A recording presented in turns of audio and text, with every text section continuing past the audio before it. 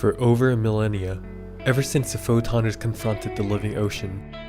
They have succeeded for the first time interacting with the entire universe. The endless possibilities of the photon particles discovered from the light has aided all of us onto calling history itself the Light History Era, a beginning of a whole new era of space exploration. Though one question yet remains: what happens when one can find a perfect balance between the light and the shadows?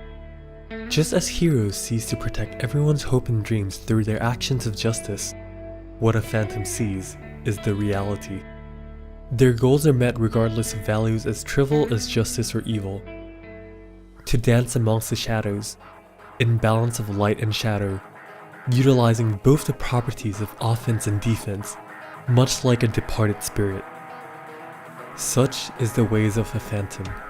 So I ask of you, is justice the only ideal worth holding on to?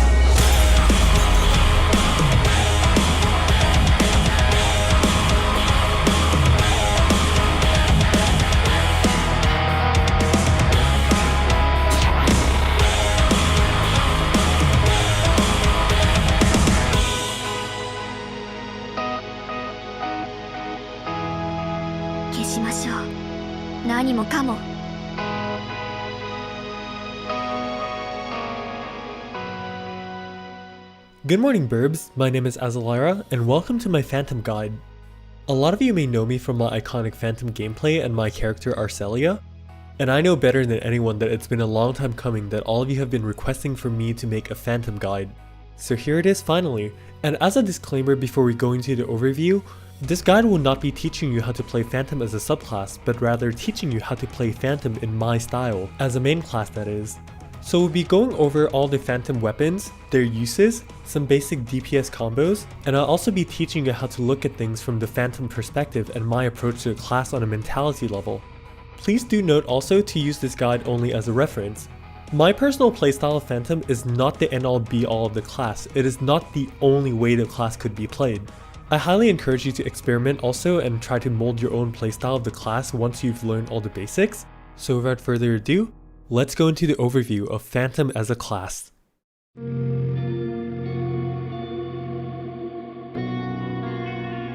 Phantom is a class that utilizes three weapons: the rod, the katana, and the rifle. However, these three weapons will play completely differently from their predecessor classes. The best way to go towards learning the class, in my personal opinion, is to learn the class as if these three weapons were completely new. Don't think of the assault rifle as a ranger's rifle or the katana as a braver's katana. In fact, they play quite opposite to one another in playstyle. But that being said, with access to these three weapons, the class is very versatile and is good for both solo and group gameplay due to its high pace, high DPS, and lots of dynamic movement options, whether it be through photon arts or techniques, and every weapon also has counters available to them. To perform a counter, you basically have to step the enemy's attack, you'll get invincibility frames, and you will be shooting an additional bullet to deal damage back to the enemy.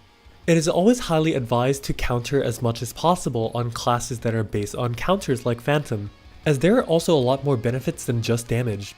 But what makes Phantom also very supportive and special is that every photon art and technique that you damage the enemy with will have a chance of applying gelin on the enemy. Enemies that has gelin applied to them will do less damage to you, which makes you indirectly tankier. Not just you, but others also get the benefit from gelin as well, defensively and offensively. There's one certain affix on a weapon called Phrase Decay. This ability makes you do 5% more damage to enemies that are applied with gelin. And any class on any weapon can affix Phrase Decay on their weapons no problem. But it is especially so very useful for Phantom because you can self-apply gelin, which means Phrase Decay can also be abused on solo play. As a Phantom player, you always want to look for the gelin application, because by attacking enemies that have gelin applied to them, you have a higher accumulation of the Phantom marker. The Phantom marker is a unique mechanic that is only available for the Phantom main class. When attacking enemies using photon arts or techniques, you will accumulate this thing called the Phantom marker, which can then be detonated for tons of damage. There are two levels of marker accumulation. This blue marker you see right here is the stage 1 of Phantom marker. But generally you do not want to detonate your Phantom markers until it is at stage 2, which glows a very bright purple and looks exactly like this. So how you detonate the marker is with any phantom weapon that you use, all you have to do is hold down your weapon action and release it. On endgame weapons, these markers can do up to millions of damage. Detonating these markers also give you a nice utility, in that 1, it can restore your PP, and 2, it resets your phantom focus accumulation for all of your photon arts and techniques. To make this a lot more clear, let's put it into perspective. Let's say photon art number 1 has an accumulation of 100%. The more you use the same PA, the more diminishing the gear focus accumulation. So after using one PA for a while, the accumulation rate reduces to 50% of what it can accumulate normally. So if you pop a phantom marker, that accumulation rate gets reset to 100%, which just simply means that the more phantom markers you pop, the faster you will gain your phantom focus gauge. And this is 2 of the 3 reasons that I don't take a certain skill in the phantom skill tree called Lord of Thorns. What this specific skill does is it decreases marker accumulation rate and increases marker detonation power. While a lot of people may say that having many points in Lord of Thorns is worth, the most amount of points that you should go for that gives you the best return is only 3 points. Otherwise your marker accumulation is going to be way too slow. And also, coupled with the fact that many quests actually do have a damage cap. What it means is you cannot go over 1 million damage. And with how strong Phantom Marker is already normally, especially now heading into the endgame, your weapon, your gear, your units, and everything is going to be way stronger, you can easily reach damage cap even without any single point in Lord of Thorns. So the damage that you get from Lord of Thorns is completely wasted on these quests. And also the less markers that you're popping means the less your accumulation rate is for your focus. And what does your Phantom Focus Gauge do? You get access to Phantom Time. Much like Hero Time and Luster Time, Phantom Time gives you a specific buff for 20 seconds, and before the ending of the 20 seconds, you can recast Phantom Time again to let off a very strong finisher move. However, unlike the others, Phantom Time can actually have a maximum stock of 2, which means you can cast Phantom Time twice in a row. Since to activate Phantom Time, you only need 50% of your gauge. Whether you activate it at half or full, the effects are still the same. So just activate Phantom Time whenever you feel the situation is right. There are a lot of benefits to using Phantom Time after all. During Phantom Time, you'll be invincible for 5 seconds on activation. Your invincibility frames for your step is also extended, and your PP consumption is reduced by an additional 20%. Your Phantom Marker accumulation rate is also boosted by 300%, and you have a 50% higher chance at proccing Jellin as well.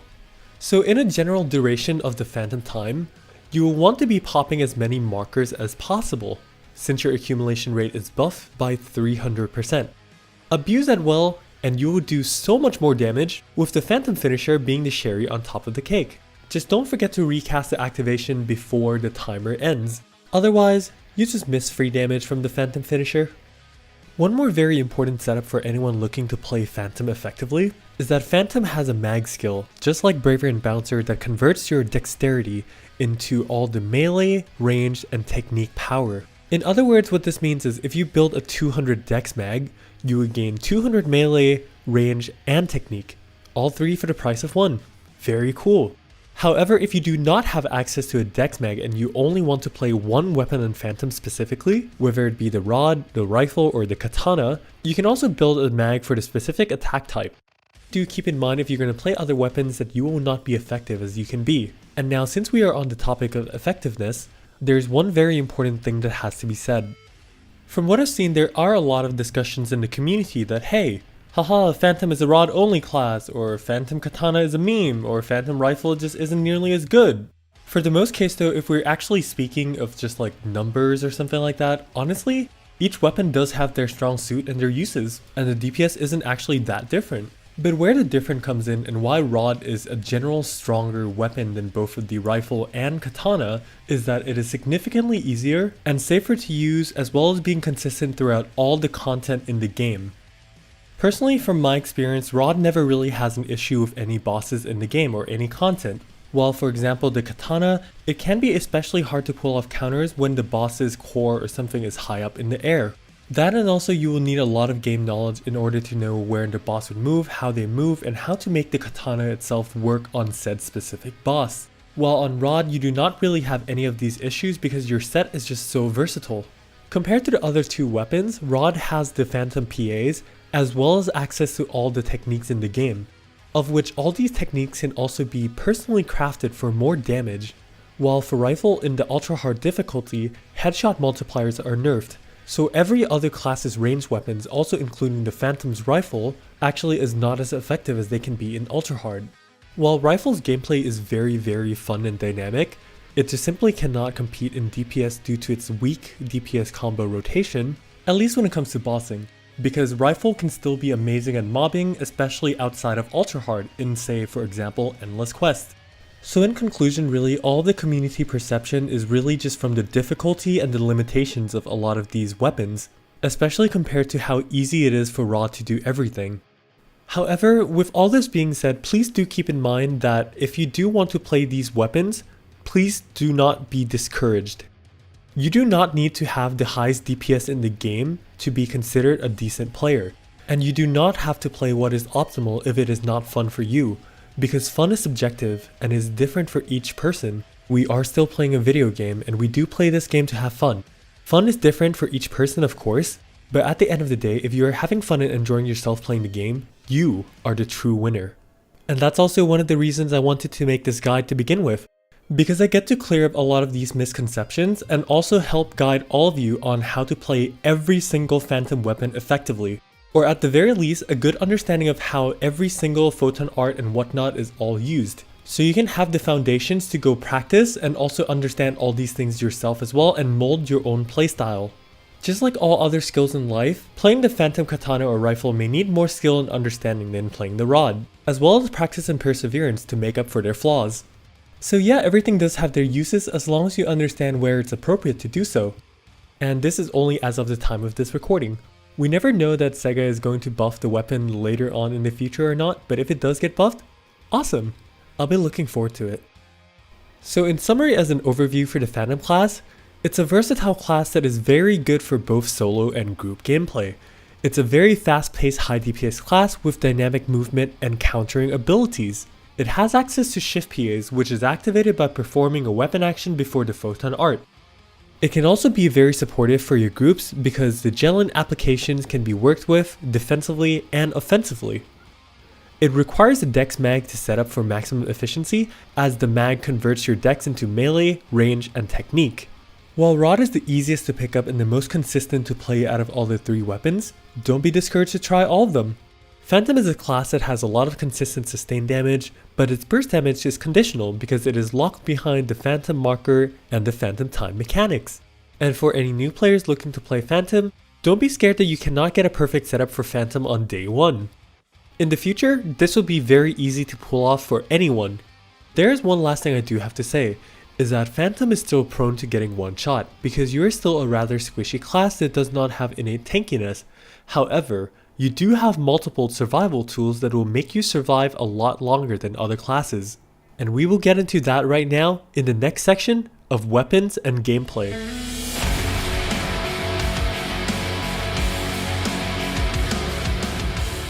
The first weapon that I'll be talking about is the Phantom Rod. What makes the Phantom Rod really unique compared to Force's Rod comes down to 3 skills on the skill tree, which is Tech Short Charge. This skill makes your techniques charge 50% faster, however you lose 30% damage. Now in theory, assuming that each technique normally takes 1 second to charge, with Tech Short Charge's 50% reduction, you will charge in half of a second. And yes, while your techniques are not as powerful, you make it up by being able to spam a lot more than usual, with the help of the 30% reduction in PP consumption as well. And now what makes Phantom Phantom is Stealth Tech Charge along with Sprint Tech Charge. Stealth Tech Charge allows you to be basically invincible while you're charging your technique for 1 second. And remember, your techniques finish charging in 0.5 of a second. So what this means is, assuming if you're spamming casting techniques and whatnot, the only time that the enemy can slap you is when you are casting the techniques itself and not while charging. So with enough practice and timing, you can avoid just about everything. And with Sprint Tech Charge as well, you also have increased movement speed while charging a technique. All these tools coupled with each other, it's really easy for a Phantom player to reposition themselves to hit the enemies at the ideal weak spots. You can charge your technique and reposition yourself. You can also jump, dash, use your photon arts and techniques to reposition, and then charge your techniques. And you don't really get punished for it either because your techs just charge super fast. And that is the basic general gameplay of Phantom Rod. Assess your enemy, look for their weak spots, and then reposition yourself to where your techniques can be able to hit the enemy's weak spot at ease.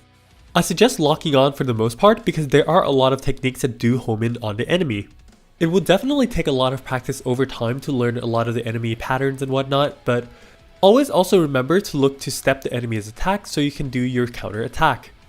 And for Phantom, don't feel pressured to have to use your normal attacks immediately to shoot out your counter bullet. Phantom's counter is a stock effect and it also can be fired from your techniques as well.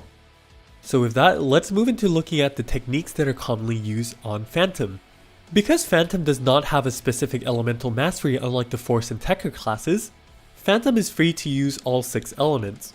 Each element has 7 techniques, and there are 6 elements, so if I were to go over everything that would be like 42 techniques, which I'm not going to.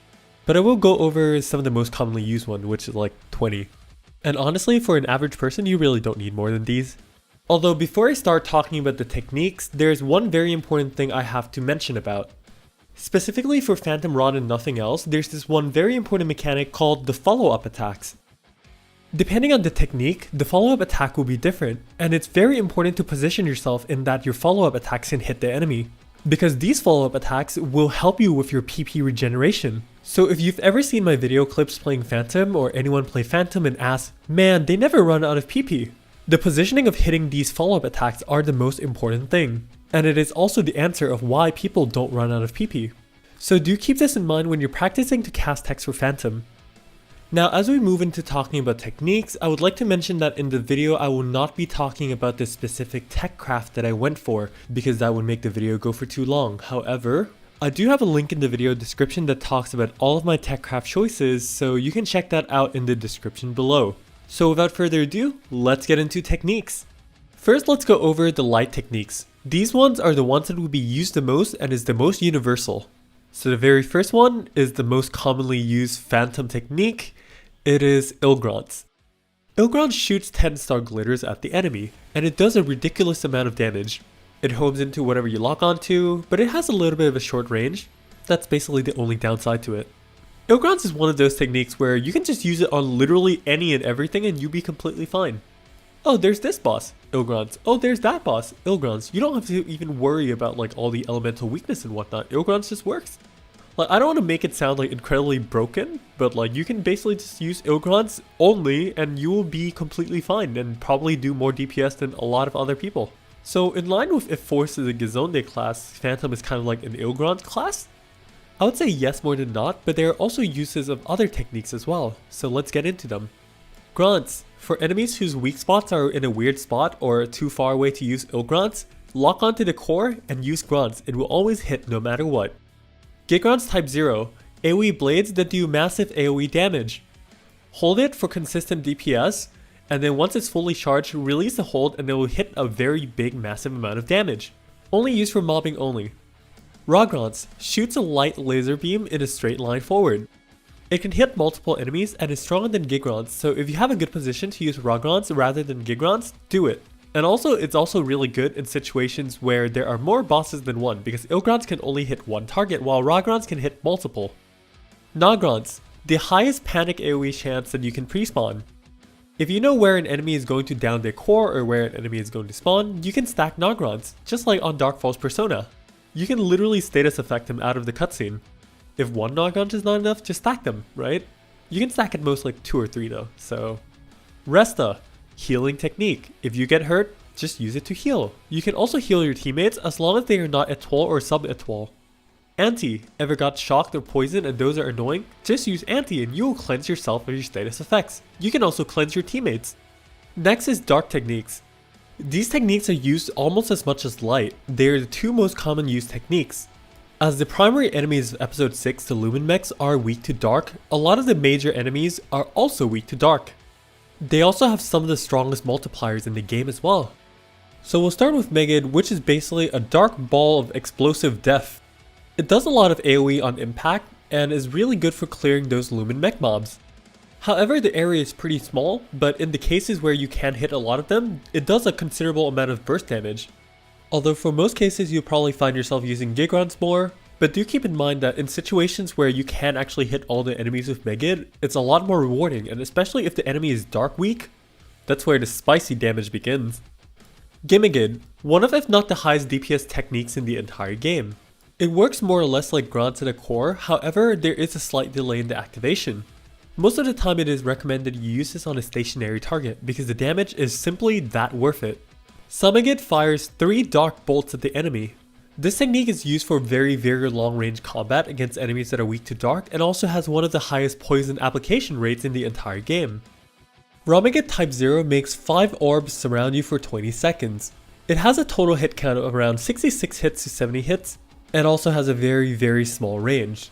The damage though is less impressive and only works if you have an opportunity to get up close with the enemy. This is something you would only want to cast in advance and not anytime in the middle of combat because it's a big DPS loss. So only look to cast this when there is an opportunity to. Opportunity meaning there's nothing much going on. For example, when you can't hit the boss or something similar to that. Lastly for Dark Text is Megaverse. Megaverse creates a field that basically makes you restore HP equals to 1/4 of any damage you do within the field. And that's a huge number considering you can hit up to millions of damage. That and considering the average person doesn't even have a health pool of like 2000. So one cool thing is, for example, if you have ongoing effects like Ramagid 0 and then you just quickly tap Megaverse, you just instantly heal. Megaverse does a much more efficient healing than just a tap Resta. It's more or less just another healing option in the case that you do not have lifesteal attached on your weapon. Next is the lightning techniques. And of course the first one I have to mention is Gizonde. Gizonde is a chain lightning seal that arcs to all enemies nearby the first initial target hit. The charge time is extra fast and the damage is absolutely ridiculous and it's very easy to use. You can use Gizonde as a very strong mobbing tool, as an alternative to Gigrun's Type 0. Zonde is an AoE lightning spell that hits from top down and can be cast from a really long range. It's especially useful when you are hitting enemies with the weak spots on top of their heads. However, do be careful that it does consume an extraordinary amount of PP. So just be a little mindful of that when you're going to be casting a lot of Zonde Type 0s. Next is Ilzonde, which is a very fast movement tech. You literally turn into a lightning bolt and zap around very fast, however this one has no vertical movement. You do go at a very high speed though. In contrast to the other movement tech that lives in the fire tree, Safoy Type 0. This skill is also a movement technique just like Ilzonde, but travels at a slower rate.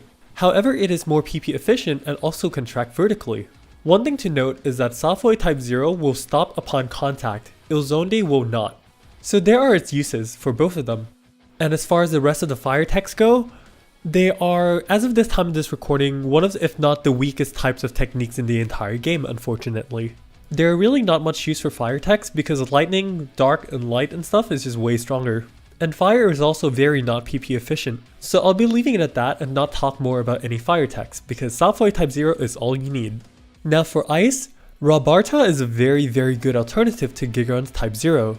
Not only that it does a very strong AoE, it has also the highest freeze chance of all the techniques. And this technique also has the highest amount of marker accumulation. Because of this reason alone, there are actual legitimate uses for Rabarta even on a single target. Because after all, phantom markers do a ton of damage. And last but not least is Ilbarta. Ilbarta is a lock-on ice technique that doesn't miss, and each hit will apply a sigil to the enemy stacking up to 7 times. Stacks 1, 2, and 3 will deal 100% damage, while stacks 4, 5, and 6 will deal 200% of damage, and hit number 7 will deal 800% damage. It is extremely powerful and you will see big numbers coming out from this technique. Ilbarta stacks on an enemy will be universal, so meaning other people can help stack it up as well. This technique is especially powerful when multiple players are using it. But for solo use and whatnot, I do recommend just doing 6 uncharged hits and then only charge your attack on the 7th hit. And the last technique for real is the wind technique called Zonverse. Zonverse creates a field that lasts 5 seconds, and all the damage that you do within the field will be replicated by 20%. So effectively, if you pop Zonverse and then pop your Phantom Marker or your Phantom Time Finish, you'll be adding another 20% damage to that attack. So if you want to maximize your damage, try to always fit in a Zonverse before your big hitting attacks. And that is all the primary usage of techniques in the game. For each of the specific situations and everything, you will have to really just run it down to experience. The more you really try it out and the more you experiment, you will understand more of what is appropriate to use for what situation. But I hope this gives you a good enough outline and general idea of how to use each of these techniques, and I know that was a lot to take in, but it only goes to show how much of an option that Rod Phantom has at their disposal. In addition to all of this, Rods also have their own photon arts. Although generally due to how powerful techniques are, the Rod PAs are kind of relegated to the utility side of things, as opposed to being used as a primary, but they still have their uses regardless. The first photon art here is Ruf Konzert. You do 3 forward slashes that does a nice AoE damage. It can be used as a nice and quick alternative to stuff like the Rabarda or the Gigrons, and most of the damage is coming from the third swipe, while the shift version of the PA shoots out one single swipe, which honestly really doesn't do a lot of damage, so you would never see anyone use this, ever. Next PA is Voldemort. I mean Volkemort. Wait, I mean Massenvernichtung. That's a global name by the way, but This one's a PA that you need to hold down. It's a charged PA which does a significant amount of damage but not more than Ilgron's. However, it does have a higher marker accumulation. The reason why I don't prefer this is because you have to time the timing and it's really hard to see that, hey, is this like fully charged yet or something like that? It's not as practical as just spamming Ilgron's. And also the fact that it only works on stationary targets makes me not really like it that much. And then the shift version makes a ring around yourself, which does a little bit of damage here and there. The damage is even lower than Ramage Type 0 by the way. But if you do have the chance to do a nice pre-spawn and there's nothing going on, it's always good to have it up because it's still extra marker accumulation. And the shift version of this photon art is also particularly very good at picking up crystals in Divide Quest. So I'm sure that you'll see plenty of uses for this. The next PA is Schwarzkatze. It's a PA that does one single slash and teleports you backwards. However, the uses for this is actually more than that. If you actually spam this on an enemy, it actually does even more DPS than Ilgron spamming. But it's nowhere as PP efficient and it requires the enemy to really be still. So honestly, Ilgron's is still easier to use and also more consistent too. Now the shift version of Schwarz is actually one of my favorite PAs in the game. It's a very strong gap closer, which I prefer more than anything in the game. I feel that it's very accurate, does a good amount of damage, and gets you to exactly where you want, which is the target that you are locked onto. The enemy could be at any elevation and you will appear right next to it in a very fast manner. So personally I do find a lot of uses for this, and you probably will too. Don't underestimate this photon art. And the last of the Rod photon arts is Eisenflügel, which throws basically a single use Talus out, but honestly, there's no use for this, and I've never ever seen anyone use it either. Neither is the shift version anything useful or really damaging, so this is like the one PA you can definitely forget. And that is basically the entirety of the Rod PAs. In conclusion, the gameplay is really simple. You move around the entire map at ease with Ilzonde and Safoe, while having the PA Schwarzkatze as your gap closer. Ilgrons is your general use for everything damage, normal grunts for fast moving enemies and tracking, Gigons for AoEs and groups, and Rabarda for Phantom Marker build or AoE. And as I mentioned earlier, it boils down to experience really. There's a lot of ways to play Rod Phantom, as there are no real set rotations or DPS combos for it. As long as what you're using is appropriate for the situation it's in, it will be good. And if I were to summarize Rod gameplay in just a single line, it would be, when in doubt, Ilgront it out. Nice and simple. Let's move on.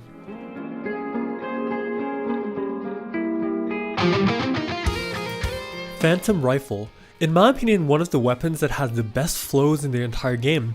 It feels like everything in Phantom Rifle just strings together really well. You can fight against all types of enemies comfortably, whether they're on the ground or in the air. There are a lot of movement that can be done with the Phantom PAs, and potentially also a very high skill ceiling when you use the Z aim to hit the enemy's heads for the headshot bonus. One important thing to note about Phantom Rifle is that it actually relies a lot on the damage over time skills using the bits. You send out these bits to attack the enemy and they'll last for around like say 20 seconds or so, and then you have to refresh their duration. And it is important to do so because the damage does add up over time, and also they help you build the mark a lot. Out of all the 3 weapons comparatively, Phantom Rifle has the highest mark accumulation rate out of all, which also means Phantom Rifle is the fastest weapon at building Phantom Focus Gauge. So the general gameplay of Phantom would rely a lot on just building up these markers and detonating as many as possible. While your detonation damage is the lowest out of the 3 weapons, you're going to be detonating the most amount of times. To compensate for the marker buildup and all, it is not surprising to see that Phantom's rifle actually has a really low PA multiplier. In fact, your third normal attack actually does more damage than your strongest PA. But that aside, all the PAs have their uses, so let's get into them. The first PA here is Kugelsturm.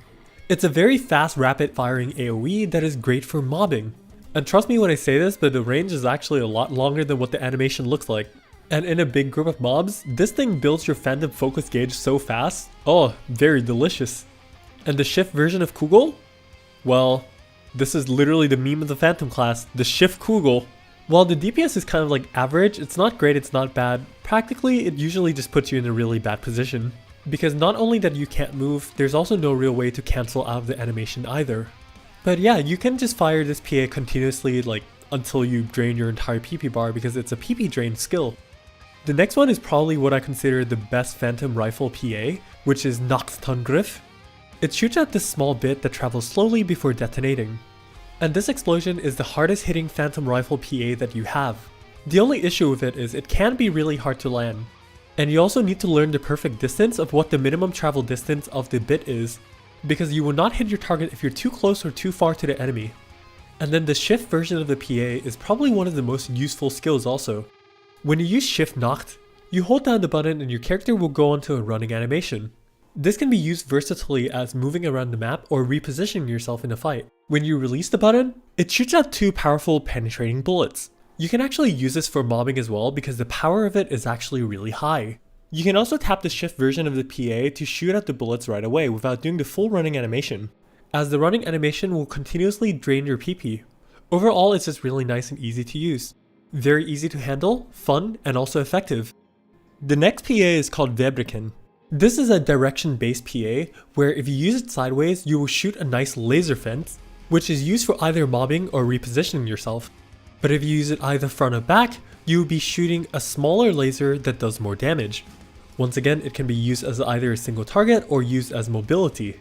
Or mobbing if everything lines up, but that's most likely not the case. So Shift Webriken, if you're on the ground, it will give you altitude and then set up a nice turret. To be more specific, it leaves a small bit at the location the PA cast that continuously shoots whatever you're locked onto. This is one of the things that you want to keep in mind all the time to have active, as though it doesn't do that much damage, but it does help you generate the marker. And if you do cast this in the air, you do not gain any elevation. Instead, the bit just comes out exactly at the location of the cast. So sometimes in the flow of combat, it can be a little weird where you have to stop and jump. It's one of the things I feel that makes Phantom Rifle very smooth. And then so the last Phantom Rifle PA is Strafe. You hold down the button for half a second and it can track up to 4 targets. Upon releasing the button, the bits will track exactly where you locked onto, and continuously fire for around 20 seconds or so. This is the second thing that you have to keep in mind to have it up all the time, because this can help build your Phantom marker very fast, and also it's additional damage that does add up over time. So you will have to keep watch on your enemy and make sure that you have Strafe up all the time, and also Shift Webriken. A lot of numbers are probably going to be flying on your screen, but well, you get used to it. And then Shift Strafe puts down an AoE mine that you can kind of use for pre-spawning, but otherwise there's no real use to use it. It's just simply better to do mobbing anyways with the other rifle Phantom PAs. So let's look at some Phantom Rifle DPS rotations. What's very important to note about learning how to do Phantom Rifle DPS is that you need to learn how to consistently activate your third normal attack. As I did mention earlier, this third normal attack actually does more damage than your highest damaging PA. So how this works is, as you know, normally when you do a normal attack, it does a 1, 2, and a 3. There is a very specific animation for each of the attacks. However, when you use a PA, you can actually substitute for attack number 1 and 2. For an example, the best DPS combo that you can do is using Nacht twice as a substitute for normal attack 1 and 2, and then use your normal attack again to activate the third normal attack. You can count 1, 2, 3 in your head if you want to as well, when you activate these photon arts and do your normal attacks in between.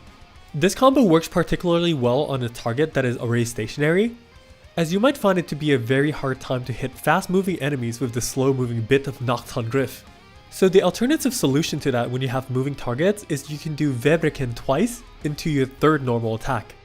Whether it be a front back Webriken if you can for more damage, or a side one is also okay. And the rest of your time really is just filling in damage. If you really need PP badly, you can just do your normal attack combos, that's perfectly fine. You can also use Shift Nacht to reposition yourself and whatnot. And just don't forget to have the bits of Shift Webriken and Strafe up all the time. As you continue to fight more and more enemies, you will just see that your Phantom Marker build is just so much faster. As you get proficient, you just want to pop the Phantom Marker whenever you can, so you can build your Phantom time faster. And that is the general gameplay loop of Phantom Rifle. Very high mobility damage over time, and you do get rewarded for consistency and keeping up all your attacks. It can be a little daunting at first when you really don't know how to do all these management and whatnot, but once you really get used to it, it will be very fun. So take your time with learning it and take it easy. And when you do, come back to share with me how fun it is to play Phantom Rifle. So with that, let's move on to the last weapon.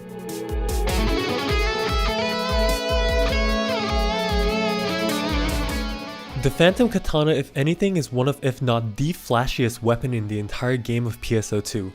Super flashy and flared movements, very beautiful animations, very fast movement and everything of the sort. At a first glance, seeing anyone play Phantom Katana, and you can be like, wow, that is like the coolest thing ever, because you know, visually it is. And by no means is it easy to play at all. One of the biggest issues that you will face when playing the Phantom Katana is the PP consumption, and also how hard it is to regenerate PP because your normal attacks do very little in that regard. While it does on paper have the strongest marker detonation because of Phantom's multipliers and all of that, by trade it does have the slowest marker build. So every single move that you do really does matter a lot for Phantom Katana because you can't really afford to waste any moves since you'd be wasting a lot of PP, which is valuable. So now when it comes to playing the Phantom Katana, there is this one special mechanic called Quick Cut. It rewards you for being a little bit more patient with your PAs and not spamming it, and then pressing your weapon action key when this certain line appears. There is a timing for it to appear after every single PA, and what does it do when you press it? It's an immediate gap closer that does decent amount of damage, and most importantly of all, it does help restore your PP as well by around 20. And 20 is actually more than what your normal attacks can help you restore. So the question comes up, is it more worth to spam Quick Cut rather than spamming your normal attacks? We'll discuss it in a little bit after we learn about the photon arts, because there are a few photon arts that actually has a very fast frame timing for Quick Cut. So let's go into the first PA. Schmetterling is a photon art that helps you gap close on a short distance. The third hit of Schmetterling will give you altitude and also give you some distance between you and your enemy. Although if it doesn't suit the situation, you don't have to always do the third hit. You only have to do the first two, and then simply chain it to another photon art. Also, if you're locked on, you can actually gain some altitude and chase the enemy up vertically too. Now Shift Schmetterling is one of Katana's only mobbing PAs. Well, I mean, I call it a mobbing PA, but it has more uses than mobbing. Personally for me, I kind of use it more as just like a repositional tool. Sometimes in a fight, you just need some nice linear movement and things like that, so Shift Schmetterling fits the bill. Do be a little careful about positioning using this PA though, because you can actually go straight through your enemies. In some situations, that can put you at a really bad position, but on some enemies that you have to go behind them to hit the weak spot, such as like say the Dark Ragne or Execor's butt or something like that, it's perfect. Now on to Phantom Katana's strongest DPS option, Folter Zeit. Folter has a very long animation, but as it is your best DPS option, you will be stuck in this animation for a good while. It does a considerable amount of damage, however you are very vulnerable. Ideally, you always want to have Folter Zeit hit for every single hit it can because the hardest hit that it does is on the very last hit. But in the case that you really need to dodge something, you can actually cancel out of Folter very easily, whether it be doing your weapon action or just stepping out of it. Do keep in mind though that you actually need to have very good positioning to hit Folter, because if you're on the side of the enemy for example and you're not hitting the weak spot, you're going to be losing a lot of damage. So the easiest thing to do in this situation is either you just step out of it and move to a good location, or you can just use your weapon action to shift yourself to the right or to the left. Now the shift version of Folter is actually a little bit weird to explain, you kind of have to try it yourself. But the best way I can explain it is it's kind of like a backwards plunge. The PA itself is directional to wherever your character is facing, so if you're facing forwards, you'd be plunging back, and if you're facing backwards, you'd be plunging forward. There is quite a bit of invincibility frames for this one, and it's also really reliable because it's one of the fastest PAs that has the quick cut activation. So say you use it to avoid an enemy attack, you can just quickly do the quick cut and boop, get some PP back and get right back into the action. Extremely useful if you ask me. The next photon art is Vulcan Kratza. It's one of those things where you can kind of use it for like altitude control to a certain extent, because Vulcan is something that drops you directly to the ground no matter how high you are. There's quite a lot of uses for this. For example, if you have to attack the enemy and then the core is like on the bottom, you can just use Vulcan and then you just drop down. Boom. It can definitely also be used for mobbing as well. Just try not to be too trigger happy because it kind of just eats your PP like that. All jokes aside though, it's usable but definitely not as a primary. Now Shift Vulcan shoots out a small bullet here. It will shoot towards whatever you're aiming at or locked onto. It really isn't anything impressive, except really that it gives you access to quick cut really fast. So if you need like a super gap closer fast, you can kind of just do Shift Vulcan into quick cut and then boom, you're just right there at your enemy and you also get some extra damage in. Because also remember, quick cut's range is extremely far. Although I will say that Shift Vulcan into quick cut is actually decent DPS for its 10 PP cost. But in the grand scheme of things, the damage is still pretty low, so definitely not an option that you would resort to. And the last Phantom Katana PA is Rose Schwert. This one is just, in my opinion, the best Phantom Katana PA of all. It's very simple, easy to use, and very consistent. It's actually your second best DPS option, with Falter being the first, but the good thing about Rose is the fact that the damage is not so backloaded like Falter. So in the cases where you know that you don't have enough time to fill in the Falter or something like that, you can just use Rose no problem. And now Shift Rose is probably one of the coolest things in the game, at least aesthetically in my opinion. The important thing to note about the damage of Shift Rose is the fact that it does 10 hits total. The first hit will be the front load of the damage, which is 50% of the damage of the entire PA, and the following 9 hits damage will equal to your first hit. So while it's not amazing in terms of damage or like the DPS of the sorts, it is one of the better options to do marker building. But this does not mean that you should be spamming this PA by any means. If anything, it could be used as a pretty good opener after you use the quick cut. Because the first PA that you use after you quick cut will be a shifted version. So PAs like Shift Rose or Shift Vulcan is really good as your openers after you quick cut. That is, if you're not stepping out of the quick cut to reposition or using a normal attack to bridge it. And that is all of the photon arts. Playing Phantom Katana as a whole really depends on a lot of improvisation, because positioning is a very important thing for you to be able to land your damaging combo, and your primary damaging combo here is Falter into your third normal attack. Knowing when and how to use your third normal attack is very important because it is the biggest PP restoration that you have that's not quick cut and also does a significant amount of damage. So once again, effectively when you do your normal attacks number 1, 2, and 3, they all have different animations. However, you can use photon arts as substitutes for your normal attacks. So if you do Falter twice, and then you use your normal attack again, it will be the third normal attack because the 2 Falters substituted your first and second normal attacks. It's a skill that once you mastered, you will be able to really put out a lot of damage and have more PP sustained than other people who don't know how to do the counting. It may be a little bit difficult at first because there is a lot of things to manage when it comes to Phantom Katana, but once you do master it, it's going to be very rewarding. Other than this combo, honestly there's not really any other combos except maybe you do Rose twice and then the third normal as well. But generally what you want to do is just like try to fill in your non-shift PAs to reposition yourself and do some more fill damage while you're not doing your falters to position yourself to do your falter combo. Just do be careful that you are vulnerable in the middle of all your animations, so make sure to always keep a good eye out on your enemy's attack and dodge counter it. Because doing your dodges properly, managing your third hits, and filling in the quick cuts whenever you feel is appropriate are your keys to success as a Phantom Katana player. It will be a rather long learning curve and a steep one at that, but if you're dedicated enough, I'm sure we'll see some really good Katana players in the future.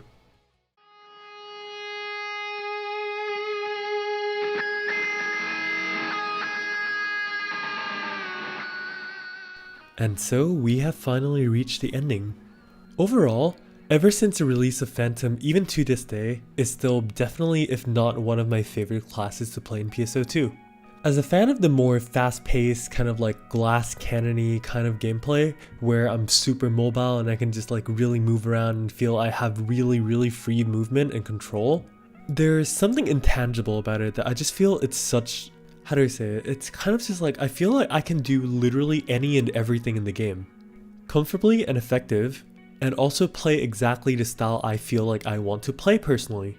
Which is why I wanted to make this guide the best that it can be, because I really wanted to help other people see my perspective of how Phantom is played, and for you to perhaps be able to enjoy the class as much as I do, thus also elevating your PSO2 play experience. And also, I have my personal Phantom skill tree linked in the description below, so feel free to use it, copy it, or do anything you wish to with it. That, and also, even if you've already watched the entire video, trust me, there are still a lot of things that you can learn. I know that I did not include every single nuance and detail in it because I really wanted to simplify the guide despite its length. So there's definitely some topics that can still be covered, perhaps in like a follow-up video or something like the sort. For example, would you all like me to make a video to follow up this video talking about, say, like the tech craft choices and everything? Or perhaps talking about like the gearing to Phantom and things like that? Whatever that you want to see, please leave it in the comments below. And also let me know in the comments below as well what you learned and liked the most from this guide. It's my first time ever making a project this long after all, so I'm kind of like very nervous and also excited at the same time to release this. So regardless of what, I genuinely hope that this video did help you out in learning Phantom, and honestly nothing would make me happier than that. Anyways, if you do still have more questions regarding Phantom or anything in the video or playstyles and whatnot, please feel free to come poke me on my live streams over on Twitch and on YouTube. Or you can also come poke me on my Discord server as well. Links to everything and all the resources in the description below. And with that, once again, I just wanted to say thank you so much for supporting me and taking the time to watch this super long video. It honestly really means the whole world to me, and I promise I'll try to do better next time as well. And with that, take care of yourself and don't forget to smile. I'll see all of you sometime soon.